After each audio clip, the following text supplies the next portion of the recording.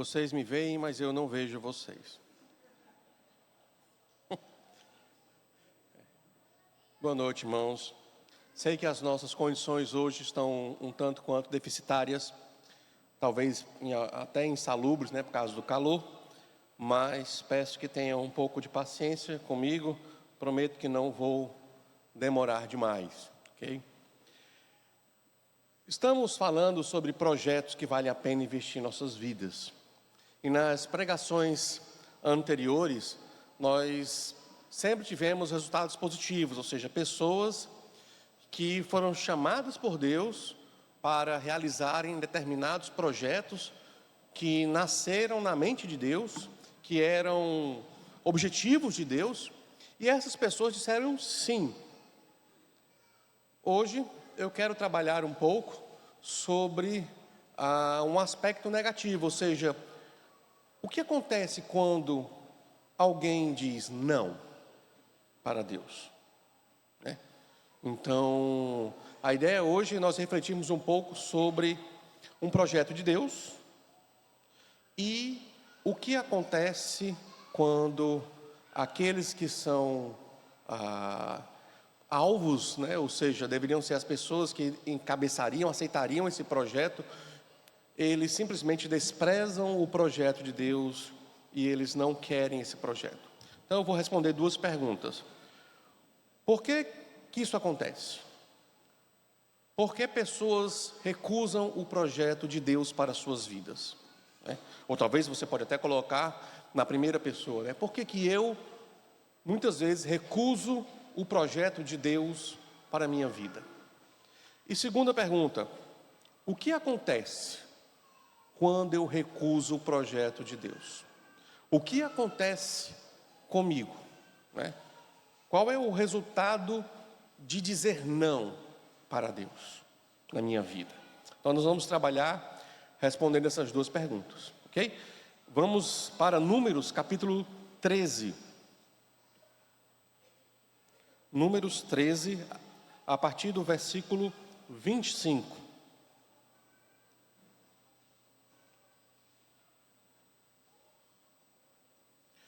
Aqui nós vamos ter o contexto dos espias que saíram para investigar a terra, certo? A terra de Canaã. E aí eles retornam dessa investigação com o seu relatório das suas conclusões. Então, o versículo 25 diz assim: depois de 40 dias voltaram de espiar a terra, vieram a Moisés, a Arão e a toda a congregação dos filhos de Israel em Cádiz, no deserto de Parã. Fizeram um relato do que tinham visto a eles e a toda a congregação e mostraram-lhes os frutos da terra. Relataram a Moisés e disseram: fomos à terra a qual você nos enviou. De fato, é uma terra onde mana leite e mel. Estes são os frutos dela. Mas o povo que habita nesta terra é poderoso, e as cidades são muito grandes e fortificadas. Também vimos ali os filhos de Anak. Os amalequitas habitam na terra do Negueb. Os heteus, os jebuseus, os amorreus habitam nas montanhas. Os cananeus habitam perto do mar e na beira do Jordão. Então Calebe fez calar o povo diante de Moisés e disse: vamos subir agora e tomar posse da terra, porque somos perfeitamente capazes de fazer isso. Porém os homens que tinham ido com ele disseram: não podemos atacar aquele povo, porque é mais forte do que nós. E diante dos filhos de Israel falaram mal da terra que haviam espiado, dizendo: a terra pela qual passamos para espiar é terra que devora os seus moradores, e todo o povo que vimos nela são homens de grande estatura. Também vimos ali gigantes, e os filhos de Anak são descendentes de gigantes. E éramos aos nossos próprios olhos como gafanhotos, e assim também éramos aos olhos deles. Vamos orar. Senhor Deus, amado Pai, colocamos diante de Ti agora, nesse momento, abre nossos corações, nossas mentes, para entendermos, Senhor Deus, a Tua palavra. Que nada venha tirar nossa atenção ao que Te pedimos, em nome de Jesus. Amém. Então, primeira coisa que eu quero apresentar é que por causa da incredulidade do nosso coração, nós não vemos a realidade do projeto de Deus nós não vemos do ponto de vista de Deus. E por isso, desprezamos os projetos de Deus para nossas vidas. É exatamente o que esses 10 líderes de Israel fizeram, certo? Eles foram enviados para investigar a terra. Eles deveriam dizer o que eles viram, faz parte do relatório, não pode mentir, obviamente. Mas eles não poderiam dar a sua opinião pessoal sobre a possibilidade ou não de conquistar essa terra. Porque isso vai para além da sua competência. Já estava certo, já era claro, isso era um assunto resolvido. Eles iriam conquistar a terra de Canaã, porque foi prometido pelo Deus de Israel. Então, não era algo para ser colocado sobre a mesa, para ser questionado. Não estava diante da competência desses espiões dizer se ia dar certo ou não. Ia dar certo, e deu certo, entendeu? Eles, obviamente não eles, né? Mas o povo de Israel, a próxima geração, os filhos deles, entraram e conquistaram a terra. O que eles deveriam ter feito e parado nesse momento a terra é assim. Tem pessoas assim, ok. E aí Caleb chega e complementa, e deveria o assunto encerrar ali. Caleb chega no versículo 30 e ele diz: ótimo, deu relatório. Agora vamos pegar o exército e vamos conquistar essa terra que Deus nos deu. Pronto. Todos deveriam dizer, isso mesmo, vamos conquistar a terra. Prepara o exército, entra, invade e a terra é nossa. Eles estavam na fronteira. O grande problema foi que por causa da incredulidade, da falta de fé no Deus deles, eles disseram, não é bem assim, Caleb. Não é bem assim. Você estava lá com a gente, você não percebeu? São pessoas poderosas demais. Nós somos como gafanhotos. Nós não vamos conseguir vencer, nunca. É impossível vencer. Como é que Moisés interpreta, e o próprio Deus interpreta isso que eles fizeram? Está no versículo 32. Eles falaram mal da terra. A terra de Canaã é um projeto de Deus. Esse povo morava no Egito como escravo, sofrendo por 400 anos, né? Então, Deus tira eles do Egito, idealiza tanto os fins como os meios para levá-los à terra prometida, a terra de Canaã. Uma terra que emana leite e mel, e eles confirmaram, realmente, é uma terra que emana leite e mel, ou seja, é uma terra fértil, é uma terra frutífera, é uma terra bela, linda. Até hoje, esta terra é motivo de disputa mundial. Mas quando eles começam a dar um relatório negativo sobre a possibilidade de conquista da terra, eles estão difamando a terra. Difamar a terra é difamar o projeto de Deus. É difamar, é desprezar algo que Deus tem como importante, que partiu da mente de Deus. Isso é muito sério. Isso é muito sério, irmãos. Você dizer que não presta, que é uma idiotice, algo que Deus diz, é o meu projeto, né? Em qualquer empresa, se o dono da empresa tem um projeto e ele lançou, e um funcionário diz, nunca vi coisa mais imbecil, você vai ser demitido. Não é verdade? Como é que você ousa falar do meu projeto para a minha empresa dessa forma? Foi isso que eles fizeram. Eles estavam chamando Deus, olha, parece que esse Deus é um completo inconsequente. Parece que ele não conhece essas pessoas que moram lá, não vê que nós somos fracos, que nós não vamos conseguir vencê-los. Que Deus é esse que não pensa, que não raciocina? O fato que isso gerou um grande celeuma, né? Não sei se vocês já estudaram o que alguns psicólogos sociais, também sociólogos, chamam de esse efeito de manada, de contágio coletivo. Essa má notícia, veja, toda a congregação está reunida. Temos ali todo o povo de Israel, 600 mil homens com suas esposas e crianças. Isso é como que pega fogo, contagia todo mundo negativamente. Negativamente. Olha o que diz no capítulo 14. Toda a congregação se levantou e gritou em alta voz, e o povo chorou aquela noite. Todos os filhos de Israel murmuraram, né? Murmuraram contra Moisés e contra Arão, e toda a congregação lhes disse: quem dera tivéssemos morrido na terra do Egito, ou mesmo neste deserto. E por que o Senhor nos traz a esta terra? Para cairmos à espada, e para que nossas mulheres, nossas crianças sejam por presa? Não seria melhor voltarmos para o Egito? Eles estão questionando a sabedoria de Deus, irmãos. Eles estão questionando a inteligência de Deus. Eles estão questionando a competência de Deus em ser Deus. Isso é muito sério. Isso é muito sério. E eles estão se colocando no lugar de Deus, dizendo as opções melhores do que a opção de Deus. Isso é... Normalmente a gente faz a mesma coisa, né? Não se acha melhor do que eles, porque geralmente a gente faz a mesma coisa.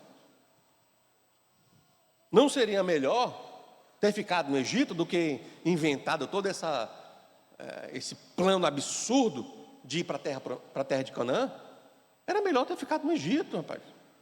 Alguém ensina esse Deus alguma coisa que ele está, né? Todos começaram a pensar igualmente. Um efeito de manada em centenas de pessoas, milhares de pessoas, começando a murmurar, a murmurar. Sempre aparece dentro do meio, né, dessas pessoas, você já tem a fogueira queimando, né, a gasolina aí, sempre alguém que joga mais gasolina. Versículo 4. Vamos escolher um chefe e voltemos para o Egito. Isso se chama motim.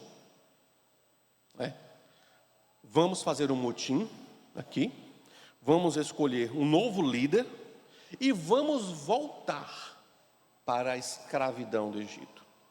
Ou seja, é um retroceder total.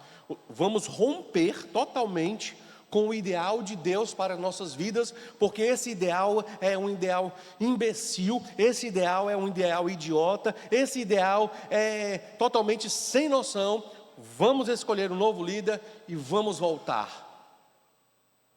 Acaba com isso. Imediatamente, Moisés e Arão caíram sobre o seu rosto diante da congregação dos filhos de Israel. E Josué, filho de Nun, e Calebe, filho de Jefoné, que eram daqueles que espiaram a terra, rasgaram as suas roupas e falaram a toda a congregação dos filhos de Israel. Então veja aqui, Calebe e Josué entram em ação, certo? Para tentar trazer este povo à lucidez. É o último recurso, é a última tentativa, né? Calebe já tinha se pronunciado e ele entra em ação de novo. Preste atenção no discurso de Calebe. A terra pela qual passamos a espiar é terra muitíssimo boa. Se o Senhor se agradar de nós, então nos fará entrar e nos dará essa terra, que é uma terra que emana leite e mel.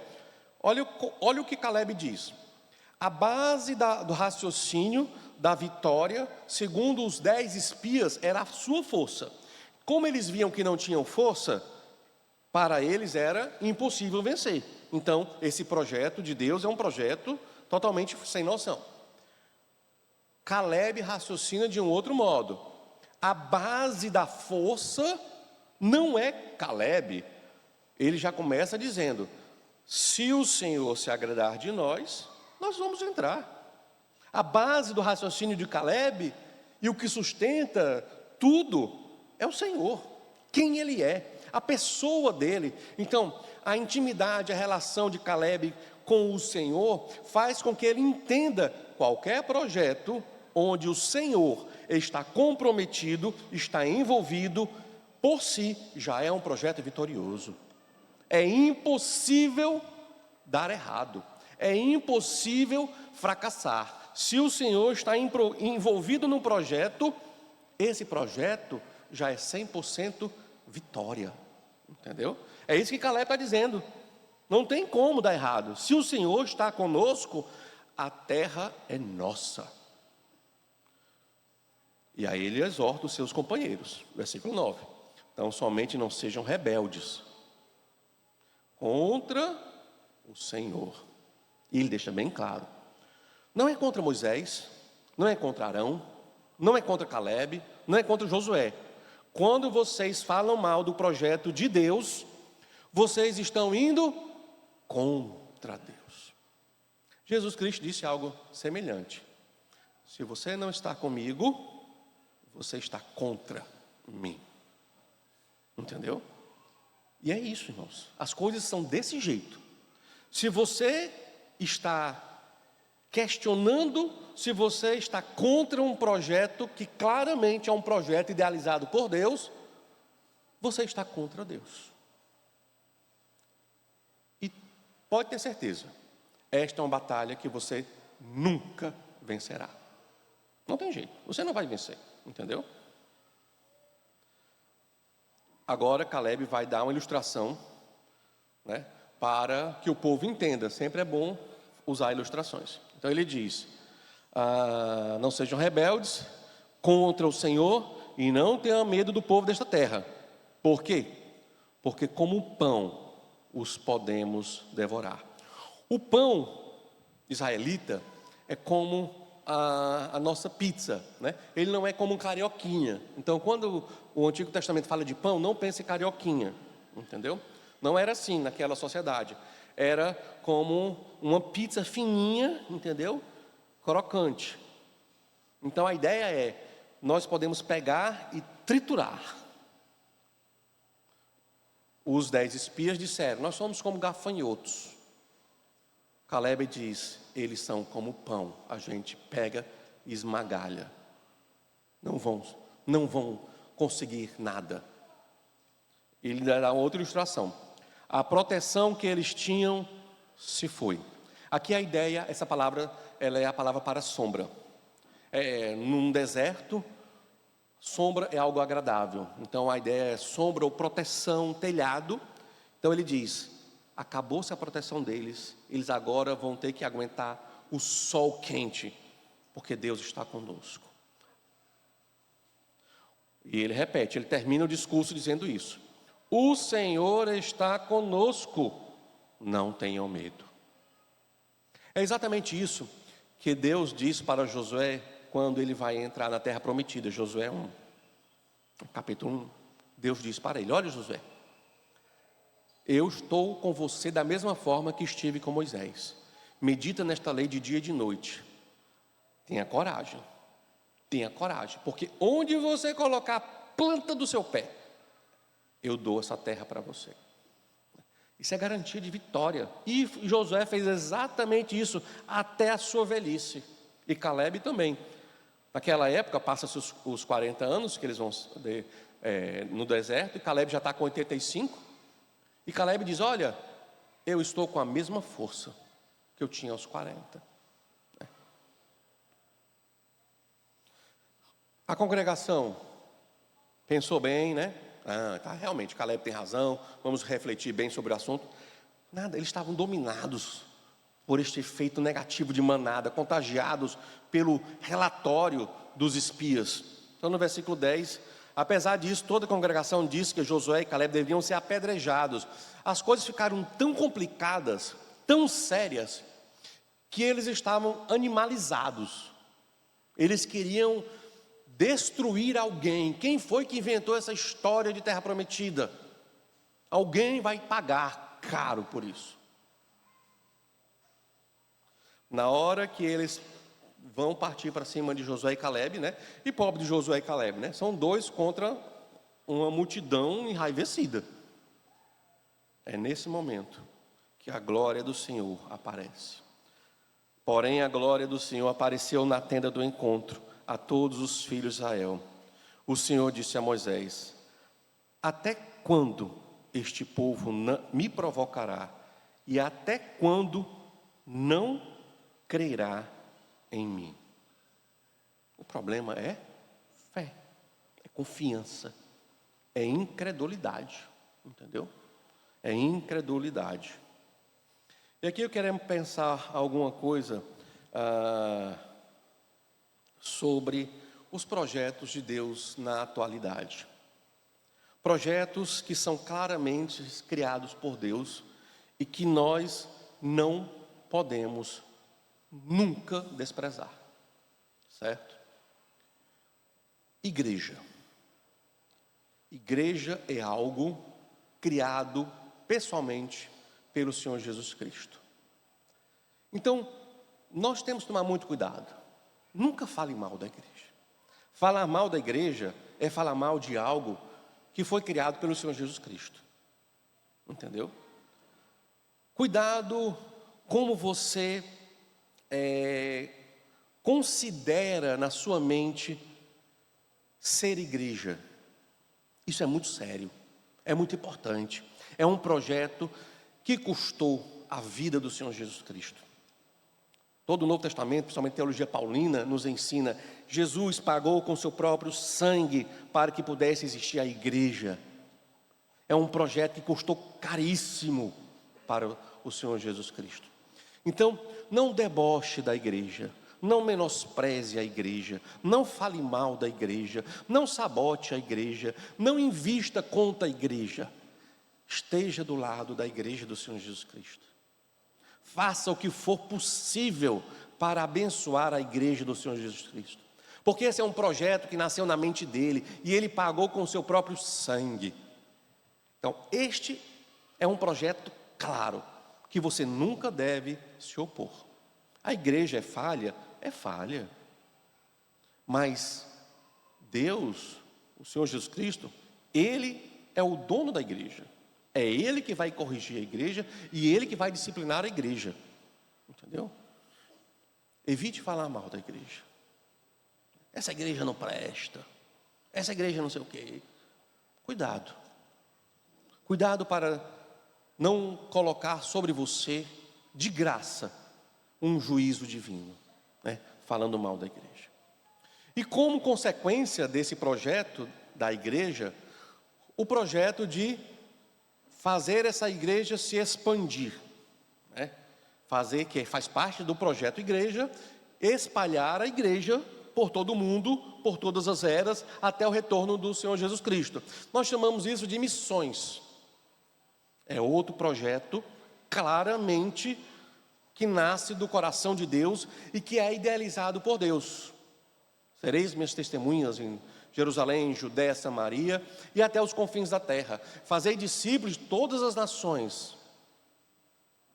É um projeto que está no coração, está na mente do nosso Deus.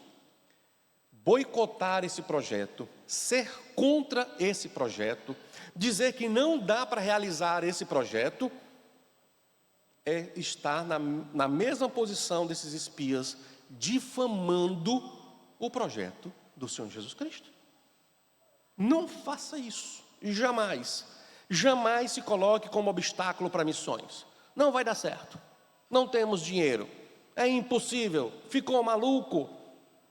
Não se meta neste tipo de situação. Não faça isso. Entendeu? Porque é um projeto de Deus. Como é um projeto de Deus, você tem que pensar da mesma forma que Caleb pensou. Se o Senhor quer fazer isso, e é do sonho dele, é da vontade dele, já deu certo, já funcionou. Se o Senhor quer fazer uma igreja no Iraque, no Irã, e quer fazer algo grandioso lá, já deu certo, entendeu? Então, muito cuidado quando você fala contra o projeto de missões, porque missões está no coração do nosso Deus. Pastor Marcos Paulo pregou domingo passado sobre isso, entendeu? Então, não se oponha gratuitamente aos projetos que a Bíblia já deixa claro, são projetos de Deus, para todos os crentes. E todos os crentes têm que abraçar sua igreja e a expansão desta igreja, que é a expansão da glória do Senhor Jesus Cristo. Depois desses projetos claros, existem os projetos que são mais subjetivos, que são os projetos de Deus para a sua vida pessoal, entendeu?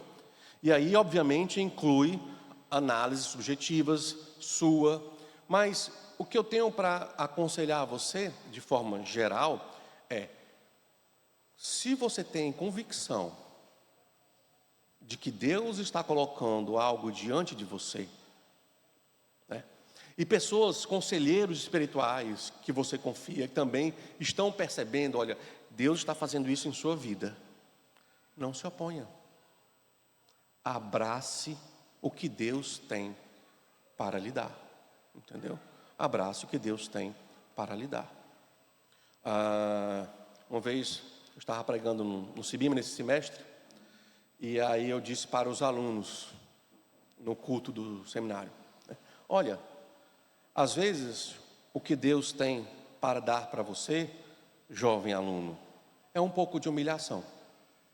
Em vez de você ficar sapateando, rangendo e brigando e vindo da minha sala, o professor me humilhou, disse que meu trabalho não presta, não vale para nada, jogou no lixo, blá, blá, blá, blá, blá, blá, blá. Aí eu disse para o aluno, para todos, né? Abrace a humilhação. Entendeu?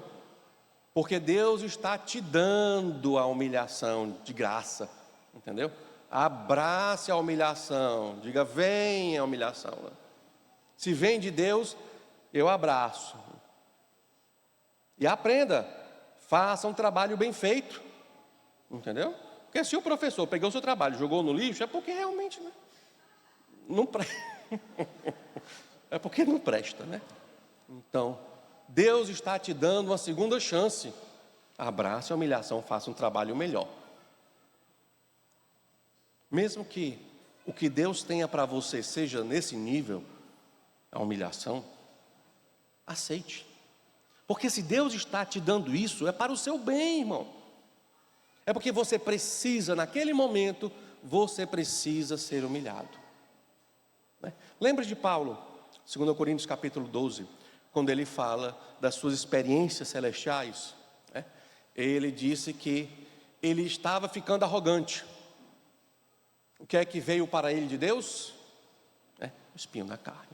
Pediu 3 vezes para que isso não acontecesse, fosse, né, retirado. Recebeu um não. O que foi que ele fez?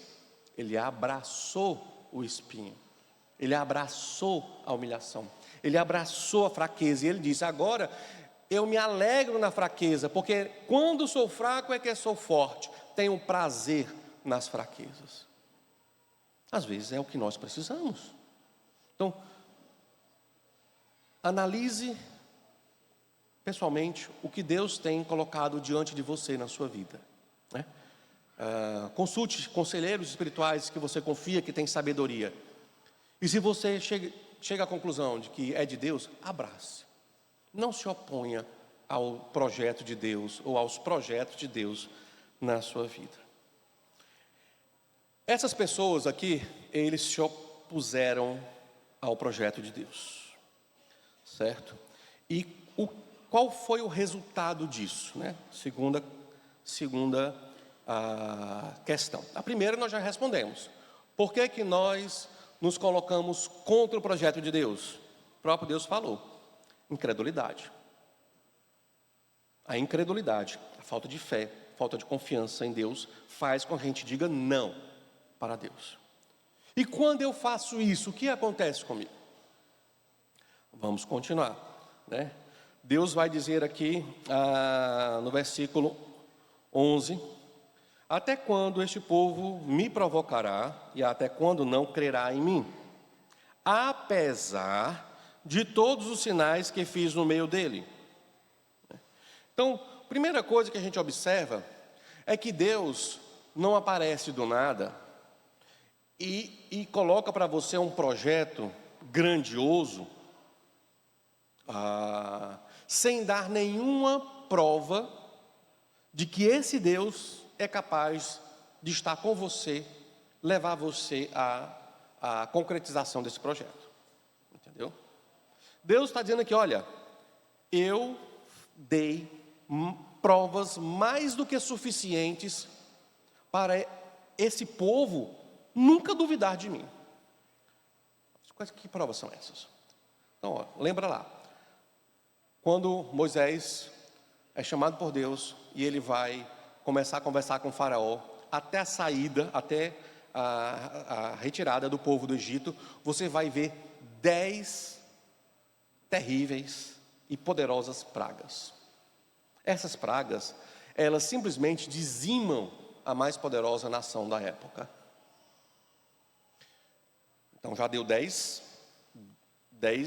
razões de que é um Deus poderoso. 10, né? Leva o povo para o Mar Vermelho, que seria um beco sem saída. O mar se abre e eles passam. Entendeu? Os egípcios vêm atrás com todo o exército. Entram junto. O mar se fecha. Mata todos os soldados. Qualquer pessoa com o mínimo de bom senso, o mínimo de juízo, analisando as provas de Deus, chegaria na conclusão: amigo, onde esse Deus levar você, se Ele estiver com você, você é vitorioso. O Egito era a nação mais poderosa, olha o que ele é agora. Um mar se abriu, você passou. Os soldados, os mais competentes, mais aparelhados, foram todos desmantelados. Onde esse Deus levar você, você vence. Sejam amalequitas, sejam os filhos de Anak, sejam os jebuseus, não importa. Ele já deu provas suficientes de que Ele quer e de que Ele tem poder. Essa seria a conclusão lógica, né? Seria a conclusão lógica. Mas a incredulidade faz com que você não use do bom senso, não use da lógica, e você simplesmente desconfie da bondade, do poder, da sabedoria e da competência de Deus, né? Ele pretende acabar com tudo, e Moisés, novamente, Moisés, um grande intercessor, vai interceder, e Deus diz: tudo bem, eu vou atender o seu pedido, mas as coisas não vão ficar assim, do jeito como se nada tivesse acontecido. Por quê? Porque algo grave aconteceu.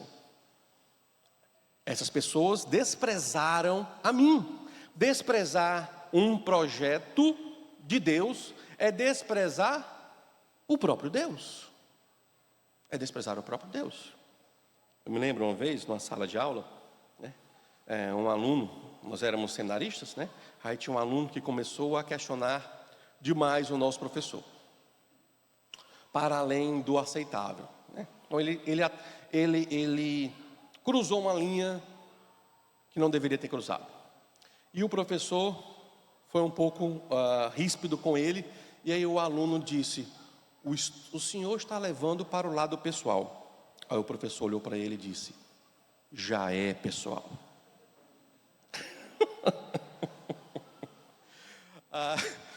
A gente ficou assim, né, tenso, o clima na sala, né? Eita, e agora, o que é que vai acontecer, né? Cenas dos próximos episódios. O professor disse: amigo, você cruzou uma linha perigosa, agora já é pessoal. Você está preparado para me enfrentar? É mais ou menos assim. Então, quando você despreza Deus, ou despreza um projeto de Deus, não tem como você dizer: Deus, vamos separar as coisas, né? Não é que eu sou contra você, é só o seu projeto. Não, Deus está dizendo: quando você é contra o meu projeto, você está indo contra mim. É pessoal. Agora é pessoal. Então agora nós vamos resolver essa questão. Entendeu? Nós vamos resolver essa questão. Versículo 20 do capítulo 14. O Senhor respondeu: conforme você me pediu, falando para Moisés, eu perdoei. E aqui a gente até aprende que uma coisa é o perdão, outras coisas são as consequências das nossas ações. Você recebe o perdão, mas as consequências, elas sempre vêm. Porém, tão certo como eu vivo e como toda a terra se encherá da glória do Senhor, isso acontece em Apocalipse, né? Nenhum dos homens que viram a minha glória e os prodígios que fiz no Egito e no deserto, e mesmo assim me puseram à prova já 10 vezes, e não obedeceram a minha voz, nenhum deles verá a terra que com juramento prometi a seus pais. Nenhum daqueles que me desprezaram haverá. Entendeu? Olha só, olha como Deus, Ele está interpretando toda a situação. É contra mim. Eles me desprezaram. Desprezar o meu projeto é me desprezar. É simplesmente dizer, este sonho que o Senhor tem, este projeto que o Senhor idealizou, não presta, não vale para nada. Eu não quero isso não. Muito melhor o Egito. Oxi. Oh. Deus diz, você me desprezou, pois você não entra mais na terra prometida. Acabou a terra prometida para você. Porém, o meu servo Caleb, visto que nele houve outro espírito, perseverou em seguir-me, eu o farei entrar na terra que espiou, e a sua descendência a possuirá. Ora, os amalequitas e os cananeus habitam no vale, portanto, amanhã mudem de rumo, caminhem para o deserto, pelo caminho do Mar Vermelho. Que tristeza. Eles estavam na fronteira, faltava um tiquinho para entrar. E aí Deus diz, meia volta, voltem para o deserto. Vocês não entram mais na terra de Canaã. Acabou. Acabou o projeto Canaã para vocês. Versículo 27. Até quando vou aguentar esta má congregação que murmura contra mim? Tenho ouvido as murmurações que os filhos de Israel proferem contra mim. Diga-lhes, tão certo como eu vivo, diz o Senhor, vou tratar vocês de acordo com o que falaram aos meus ouvidos. Neste deserto cairá o cadáver de vocês, e todos vocês que foram contados no censo de 20 anos para cima, e que murmuraram contra mim. Vocês não entrarão na terra na qual jurei que os faria habitar, com a exceção de Caleb, filho de Jefoné, e Josué, filho de Nun. Mas os seus filhos, dos quais vocês dizem que serão por presa, esses eu farei entrar nela. E eles conhecerão a terra que vocês desprezaram. Porém, quanto a vocês, o seu cadáver cairá nesse deserto. Os filhos de vocês serão pastores nesse deserto durante 40 anos. E levarão sobre si as infidelidades de vocês até que o cadáver de vocês se consuma neste deserto. Segundo o número de dias em que vocês espiaram a terra, 40 dias, cada dia representando um ano, vocês levarão sobre si as suas iniquidades durante 40 anos. E terão experiência do meu desagrado. Toda vez que eu leio esse texto, ele é muito forte. Porque Deus diz, você desprezou a minha terra, você desprezou o meu projeto, você me desprezou. Sabe o que é que vai acontecer agora? Eu agora vou desprezar você. Agora você vai saborear o meu desprezo. Você vai experimentar o meu desagrado. Você vai passar 40 anos no deserto para morrer aqui. Entendeu? Sabe aquela ditado que a gente diz, né? Nadou, nadou, morreu no seco? Exatamente isso. Nadou, nadou, morreu no seco. Você vai morrer. É interessante quando Deuteronômio começa, ele já começa dizendo, depois que morreu o último daquela geração, fez um novo censo para entrar na terra prometida. Aí imagina só, né? O povo olhando, né? Os filhos já estavam contando, né? Falta quem? Né? Falta quem, né? Tá faltando só o fulano, ou morre logo para a gente poder, né? Acabar logo com esse negócio aqui, eu não aguento mais o deserto, vou entrar na terra prometida. Então, a resposta da segunda pergunta é muito clara. O resultado de desprezar os projetos de Deus é experimentar o desprezo de Deus. Entendeu? Ter um fim amargo. Morrer, talvez não morrer, talvez existir o resto dos seus dias na miséria, sofrendo o desprezo de Deus. E isso é muito sério. Isso é muito sério, né? Porque o povo de Deus, aqui estamos falando do povo de Deus, não estamos falando dos ímpios, né? Quando o povo de Deus despreza os projetos de Deus, o próprio Deus pode disciplinar esse povo para que ele experimente o desprezo de Deus. Então, as consequências de desprezar a Deus, de desprezar os projetos de Deus, são consequências muito sérias. São consequências muito sérias, né? Paulo fala de pessoas que desprezaram a ceia e morreram, né? Não respeitaram o momento da ceia. O momento da ceia é um momento solene, onde você está lembrando nada mais, nada menos do que a morte de Cristo, o derramamento do seu sangue. Então é um momento sublime, é um momento de grande seriedade. Você não pode desprezar esse momento, entendeu? Quem desprezar esse momento, corre o sério perigo de amargar o desprezo de Deus. Entendeu? Amargar o desprezo de Deus. Então, as coisas de Deus são coisas preciosas, santas, devem ser para nós coisas sagradas. Os sonhos de Deus devem ser para nós, os seus servos, sonhos sagrados, sonhos preciosos. A obra missionária, a obra da expansão do nome do Senhor Jesus Cristo deve aquecer nossos corações, deve estar sempre no nosso interesse e devemos orar constantemente. Quando você debocha ou faz pouco caso de missões, às vezes não foi na Manaim, mas já vi em outras igrejas, eu não aguento mais esses missionários. Esses missionários sempre querem dinheiro da gente. Cuidado. Uma fala dessa é uma fala que atrai a ira de Deus para a vida da pessoa imediatamente. Porque você está desprezando o projeto de Deus e como Deus quer que o seu projeto seja feito. Entendeu? Deus quer que missionários se levantem e Deus quer que a igreja sustente os missionários. Não ouse a falar mal disso. Não ouse abrir sua boca para atrair a maldição de Deus para a sua vida. Só você vai perecer. Você vai perder. Você não ganha esta batalha. Entendeu?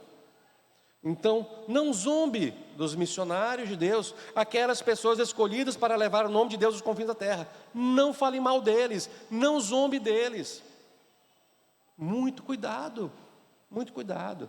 Os projetos de Deus são preciosos para Deus e devem ser preciosos para nós, o povo de Deus. Eu não sei, já estou concluindo, eu não sei qual é o projeto que Deus tem para a sua vida.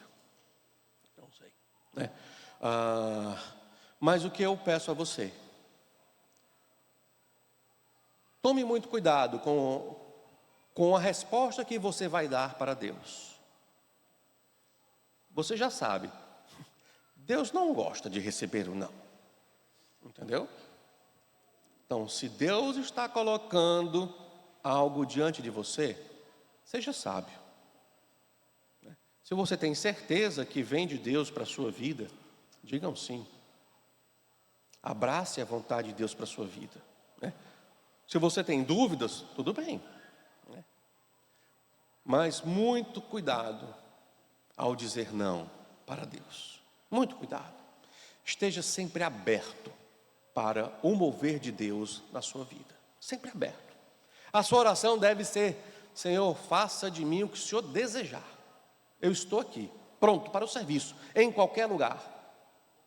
de qualquer maneira. Essa deve ser a sua oração. Uma oração de prontidão, de coração aberto para qualquer projeto de Deus para a sua vida. Não diga não a Deus, certo?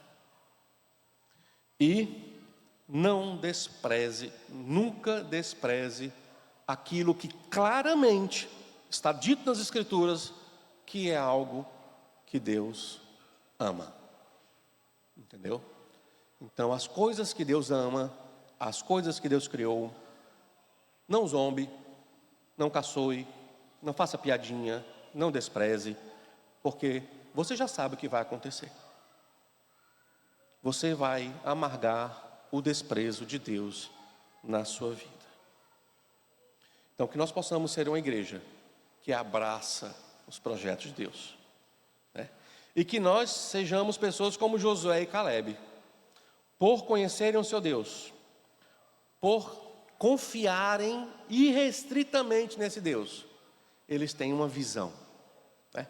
Eles conseguem perceber a vontade de Deus, eles conseguem perceber, olha, isso aqui é um projeto de Deus, vamos abraçar, isso aqui é de Deus, vamos abraçar, entendeu? E da mesma forma, que tenhamos a sabedoria para perceber, isso aqui não é de Deus, isso aqui é do diabo, fica longe da gente, né? Nós precisamos disso, dessa sabedoria e dessa sensibilidade para com a vontade de Deus. Vamos orar e aí nós estaremos então encerrando. Senhor Deus, amado Pai, nós agradecemos a Ti pela Tua palavra, que Teu Espírito Santo nos direcione, Senhor Deus, para sempre abraçar a Tua vontade, sempre abraçar os Teus projetos, que sejamos uma igreja que sonha em realizar o Teu querer, que sonha em acolher a Tua vontade em suas vidas.